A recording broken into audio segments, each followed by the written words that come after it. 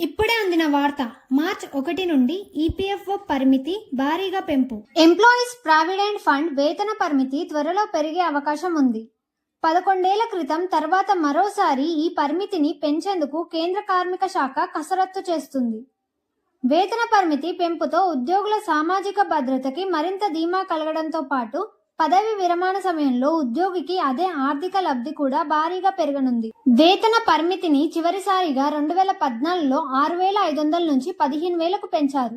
ఆ తర్వాత ఇప్పటి వరకు పెంపుదలపై ఎలాంటి చర్చలు జరగలేదు. ఈ అంశంపై ఇటీవల పార్లమెంటులో పలువురు సభ్యులు లేవనెత్తగా అందుకు స్పందించిన కేంద్ర కార్మిక శాఖ మంత్రి మన్సుఖ్ మాండవీయ, ఈ నిర్ణయం కేంద్ర ప్రభుత్వం ఏకపక్షంగా తీసుకోదు, వాటాదారులతో చర్చించాలి, అంతేకాకుండా కార్మిక సంఘాలు, పారిశ్రామిక సంఘాలతోనూ చర్చలు జరపాల్సి ఉంటుంది.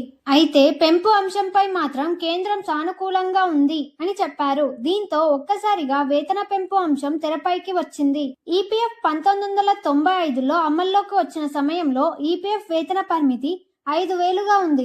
ఆ తర్వాత 2001లో అప్పటి జీవన వ్యయం, వేతనాల స్థితికి అనుగుణంగా వేతన పరిమితిని 6,500కు పెంచారు. 13 ఏళ్ల తర్వాత దీన్ని 15,000కు పెంచారు. ఆ తర్వాత ఇప్పటి వరకు ఎలాంటి మార్పులు చోటు చేసుకోలేదు. ఇప్పుడు ఉద్యోగాల్లో చేరే వారికి కనీస వేతనం 20,000 కంటే ఎక్కువగా ఉంది. దీంతో ఈపీఎఫ్ వేతన పరిమితి పెంపు అనివార్యమని కార్మిక సంఘాల నేతలు చెబుతున్నారు.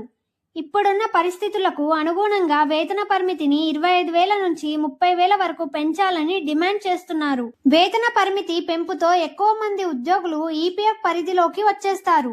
అంతేకాకుండా ఈపీఎఫ్ ఉద్యోగుల పొదుపు మరింత పెరుగుతుంది. యాజమాన్యాలపై కొంత భారం పడినప్పటికీ ఉద్యోగులకు మాత్రం పీఎస్ భారీగా పొదుపు ఉంటుందనేది కార్మిక సంఘాల నేతల అభిప్రాయం. ఇలాంటి వీడియోల కోసం మా ఛానల్ను సబ్స్క్రైబ్